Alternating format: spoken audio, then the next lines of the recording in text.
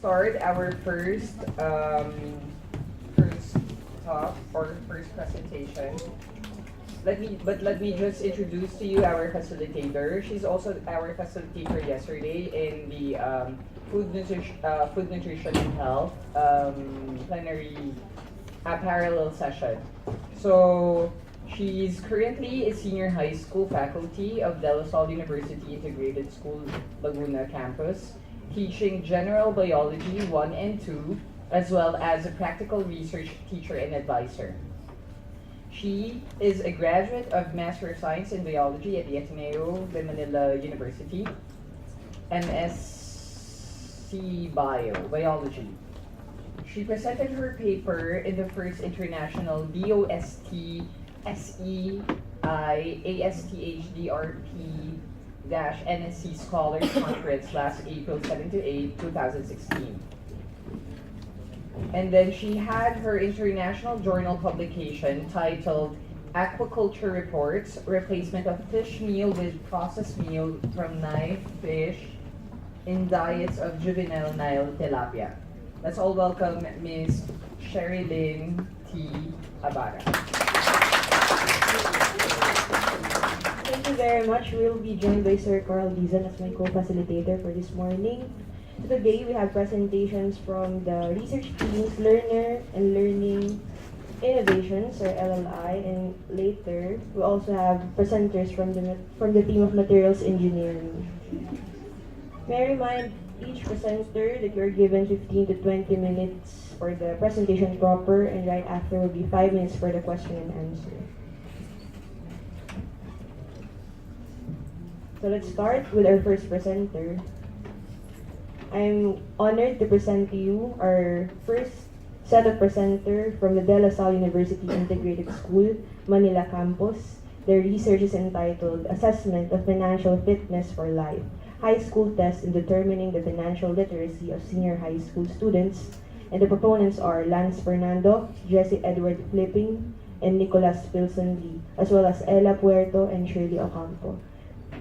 May I please invite you here in front our two presenters.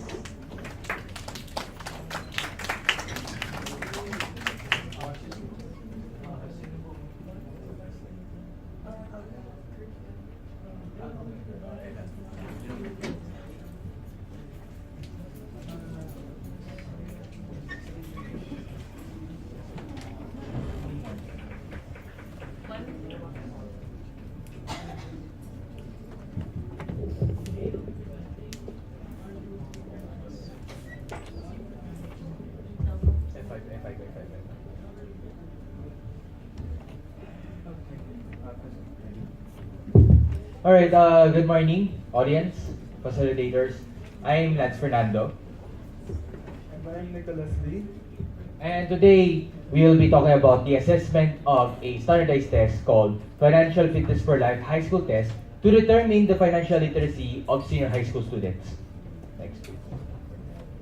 So, let's talk about the background of the study. So here's the flaw of the background of the study that we're going to talk about. Alright, so ideally, when a person invests a peso or any unit of currency, it is expected that at least 1 peso back will return to him or her, in this case, so that the financial stability can be ensured. However, the problem is this isn't achieved always, because people tend to panic at the financial shortcomings. This causes them to create financial decisions that are poor and therefore suffer financial distress, either short-term or long-term. So how do we plan to resolve this? We have the so-called financial literacy. This is not clearly defined yet, but it is generally defined as a skill set for the person to understand the financial concepts, to apply them in real life, and to understand which of the financial products are excellent in the long run or in the short run.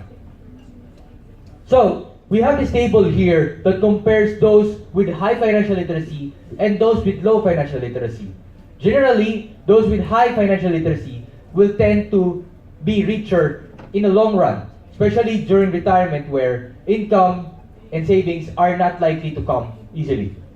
However, back please. Yeah, no. Okay. But for the people with not much financial literacy, they tend to pay off way too many debts, taxes, and therefore they earn less than what they expected. Therefore, it makes them poorer in the long run, especially in the retirement. And here we have the table of the actions taken to improve financial literacy. Here we have the local organizations taking up on financial education and seminars in order to improve the said aptitude.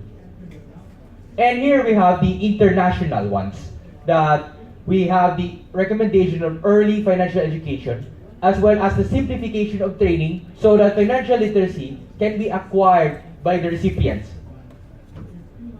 Now, how do we plan to get this? We have various standardized tests and surveys to measure financial literacy. However, for this research, we chose the Financial Fitness for Life High School Test. It is first made by the Council for Economic Education in the United States, and this is based off the Financial Fitness for Life curriculum, specifically for grades 9 to 12. It is composed of 50 multiple choice, 4 choices, tests, of which they're scattered evenly in 5 themes: economic way of thinking, earning income, spending and using credit, saving, and money management. Now, what is this trend that there is low financial literacy? Similar to that trend, in the tests and surveys, there were low scores. And thus, to conclude, people who took the test in general had low financial literacy. To prove it, here's a table of some statistics that prove the low financial literacy indices of the test takers. So you can see here, internationally, we have the S&P, the National Financial Educators Council Financial Literacy Survey, that they scored around 60% or even less than that. Next. So here's the continuation of the table. Okay, you might be asking, why did we skip ahead to standardized tests? Well, the Financial Fitness for Life High School Test is a standardized test. But what exactly is this?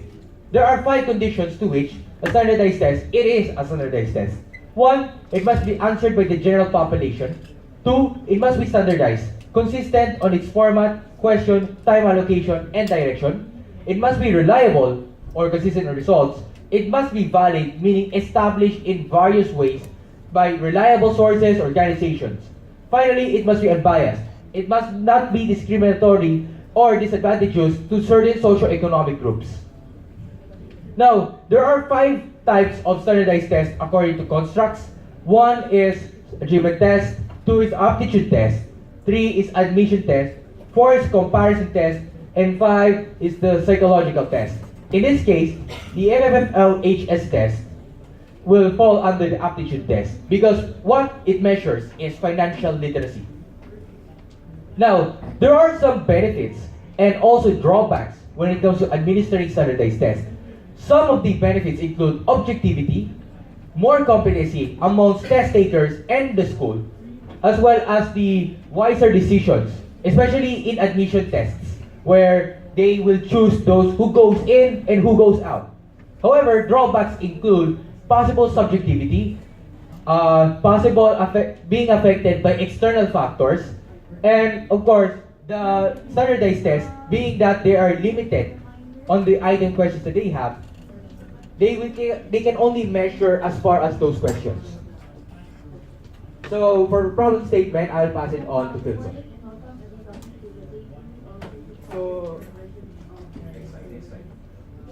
So the hypothesis that we will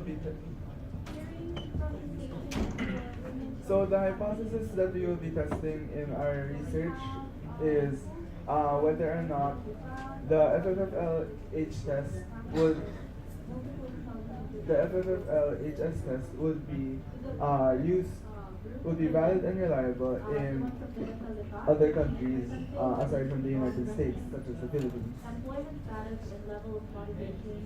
So the research questions that we are going to be addressing are how financially literate is an average senior high school student in De La Salle University Integrated School? What are the potential factors that can be attributed to the results acquired by the test takers? And how reliable and valid is the FFFL-HS test in determining the financial literacy of MSHS students in the Philippines? So our study is significant because it can give knowledge on the average level of financial literacy in senior high school students in DLSU SHS, and therefore we can give recommendations on how to improve it. And it can serve as a catalyst for determining the validity of any standardized test and survey, and it can also become the basis for the creation of a local, valid and reliable standardized test for measuring financial literacy. So our main research objective is to assess the effectivity of the FFFL-HS test in measuring the financial literacy of SHS students in DLSU. So from this we derive three specific objectives to measure the participants' financial literacy through administering the FFFL-HS test, to determine the possible factors that might influence the scores obtained from the test, and to confirm the validity and reliability of said test. So the scopes and delimitations of our research are only grade 11 students of SHS in DLSU Manila campus will be administered. Will the test be administered to, and only the FFFL-HS test will be administered amongst participants. So for our methodology, we have our research design, which is hybrid or mixed. This is apparent in data analysis because for descriptive, we are going to describe first the test score of the test takers or the students in this case. And we will also be describing the reliability and validity of the test as a whole.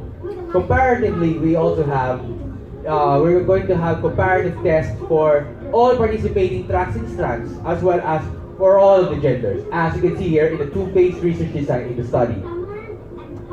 So, at significance level alpha equals 0.05, we have derived these 5 established sub-hypotheses that are based on the previous literature, such as being in the low financial literacy indices, having differences among strands in terms of overall and teen score, having higher financial literacy among male respondents than females, having not loading under 5 factors of the supposed sub-teams, and finally, the standardized test will be reliable and valid. So we have these 6 phases of methodology: preparation of test materials, sampling, scheduling, and venue choosing, preparation for examination days, on the test administration, data organization, and data analysis. To mention, data organization, we are using Microsoft Excel here, and data analysis, we are also using Microsoft Excel, and as well as Statistica. So here is the population, the grade 11 senior high school students in DLSU IS, and the classifications are as follows. 1, the arts and design track, then the sports track, and then the academic track, for which is divided into 3, STEM strand, ABM strand, and Hume strand. So we use the simple random sampling. Population size is 624. The 624 represents students who consented to become research participants. Using the Cochrane's formula, we got 239 with a margin of error of 5%. We doubled this and rounded it off to 480 so that the margin of error will be reduced to 2%. However, we got 282 test participants. And in the table, we have the breakdown. So, what happened to the analysis? Let's talk about the results and discussions. Perfect score is 50. Well, there are 50 items and they're 1 point each. The minimum score and maximum scores are 13 and 40 respectively. And we can see here that the overall mean is 25.71, which is a little bit above 50%, which shows low financial literacy among students in general. Now, we have the item difficulty index, which basically tells us of how hard an item is. We can see that for the most part, the items are okay, meaning they are not too easy nor too difficult, though there are a few items that are like that. Then we have the item discrimination index. This basically uses point by serial correlation coefficient, which basically tells us whether or not it separates those who know the topic and those who do not. For the most part, again, there is this good discrimination between those who got high scores due to a certain item and those who did not get a high score due to that item. However, to notice, there's this one reverse discriminator, which basically means at that item, there were those who overall got lower scores, yet they got higher proportions than those who got the higher score. And then, to be able to analyze the data, we have to go through first what we call the normality test. The typical test is known as the Shapiro-Wilk W test. We can see here that the p-values for all of the teams, 5 teams, are less than 0.05, which implies that their distribution is not normal. Only in the overall, the score distribution is normal at 0.43 p-value. So here's the figure. We can see the colors here and the legend as well. You can see that their graphs are not in a normal distribution. And here is the combined line distribution as well as the histogram of the overall score.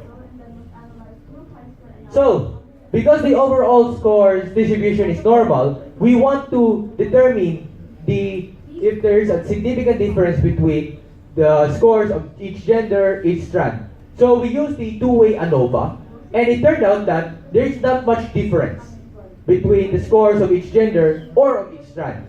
Furthermore, there is also no significant interaction between the strand and gender to say that a score would be like this and like that. Now, for the teams, because they are not normally distributed, we use the Kruskal-Wallis-H test, which is the non-parametric equivalent of ANOVA. So we can see here that the ones in the red are those with significant differences among strands. You can see here also in the p-value, which are less than 0.05. So to go further on those two teams where they have significant differences, we use the Mann-Whitney U test, which is the non-parametric equivalent of the T test. So we can see here that for the highlighted ones that are red, we can see significant difference between the scores of STEM ABM, STEM Humes, ABM Humes, with the STEM strand doing better on those two. Now, for the team scores among genders, since there are only two, we only used the Mann-Whitney U test. And there had been only significant differences in saving team, which basically is of the p-value less than 0.05 of the males respondents doing better than females.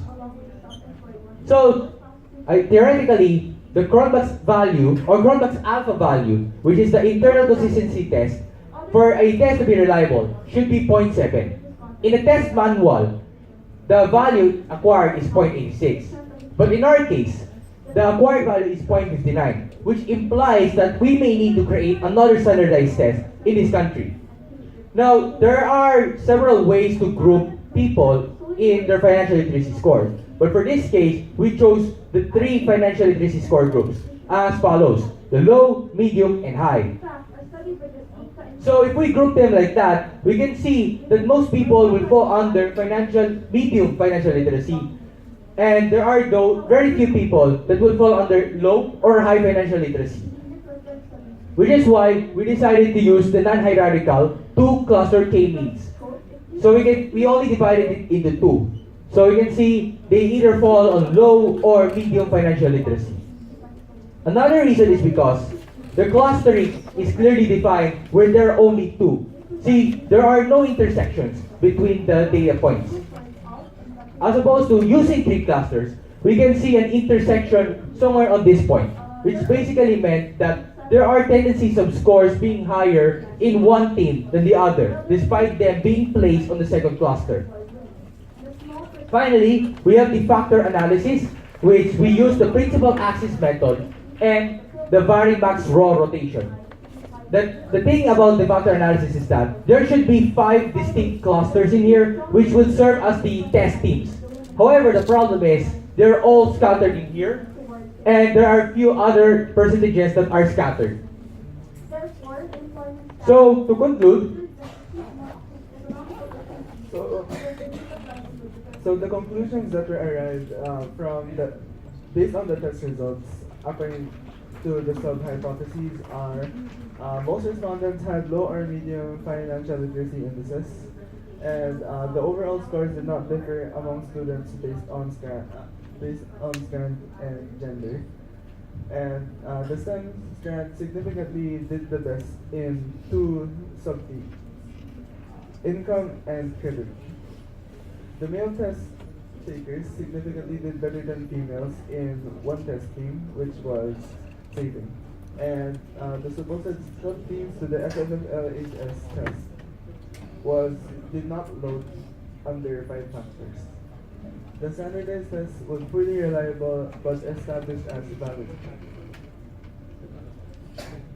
So our recommendations based on the research that we did are we include grade 12 students in all tracks and strands to increase the population size, and conduct a study in more than 1 school, particularly schools outside of the general vicinity, and find ways to encourage students in participating in the research. The recommendations based on the conclusions are make financial literacy education compulsory in all schools in the Philippines, provide public programs for financial literacy improvement for the public, and create a reliable and valid standardized test for measuring financial literacy. so for acknowledgments, please. We would like to thank these people for helping us in our research and for witnessing our presentation today at the Research Congress. Next, please. Next, please. So these are the references that we used to create our research. Scroll, scroll, scroll, scroll, and scroll. Alright, thank you for listening. We are now open for questions. Thank you very much for your very informative presentation, especially providing us background in standardized tests and also a detailed discussion of your statistical analysis. The researchers are now open for questions from our audience. Yes. Please use the mic There's a on the mic other there. side. Thank you. I just want to know what motivated you to choose the FFL-HS test as the standardized test to see how much financial literacy students have? The thing about FFFL-HS test is that it's one of the most popular in the United States. It has been established since 2004. Time and time again, it had been reliable and valid as established by various organizations there, such as the National Council for Economic Education, which is one of the proponents for improving financial literacy in the country. Does that answer the question? Okay, thank you. Any other questions?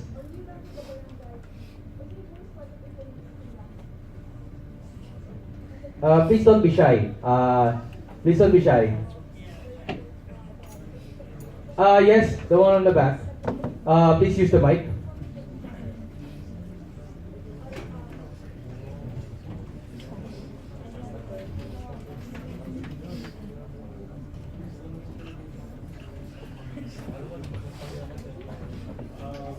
I just wanted to know, to what degree did you take your statistics using variables? To what degree did you take your statistics using variables? to 1 degree. That's basically it, the Varimax row rotation. To those who are unaware, there are different types of rotation. There are two main types. One is the orthogonal, in which the axis will rotate 90 degrees so that in hopes of finding the data points to be in the respective groups. Now, for there are different kinds of rotation in orthogonal. One is the Varimax, which aims to maximize the variance in the factors. Okay, so in this case, you can actually draw the correlation matrix, and for this case, you have the columns. Okay, the columns or the factors. Then there's the equivalent of the Quartimax rotation, which this time aims to maximize the variance for the rows or the variables. Then we have the Biquartimax, which is to maximize both the column and the row, the variance. And then finally, we have the Equamax, which aims to do so the same as Biquartimax, but we have the weight of which the formula is the number of factors divided by 2. Does that answer your question? Thank you. Any other questions? Please don't be shy. We're open here.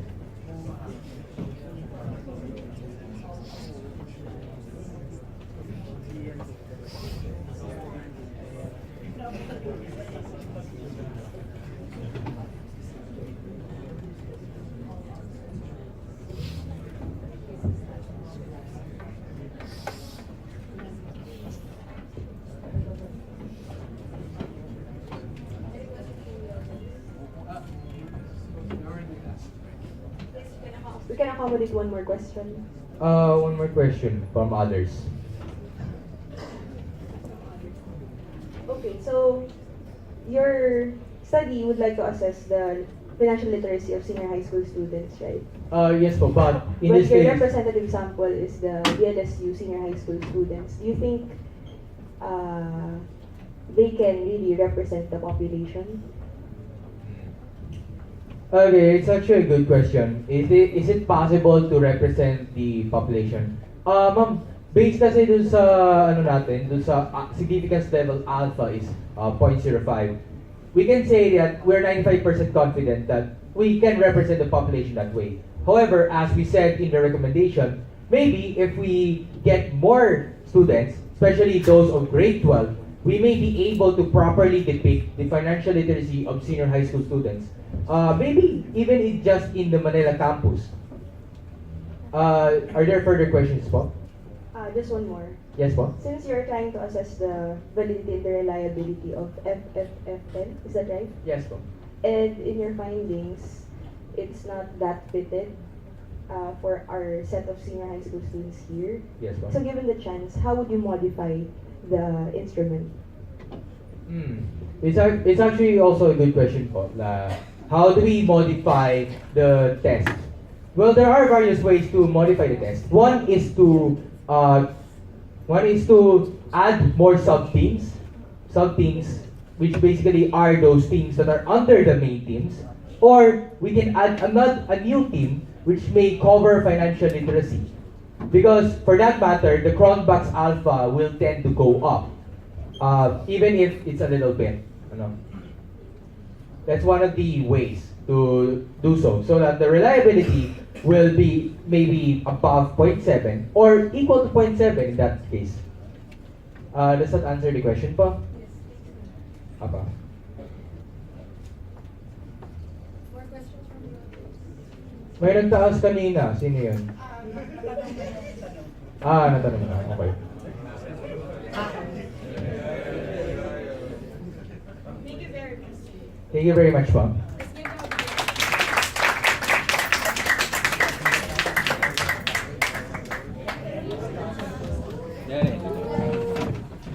The audience can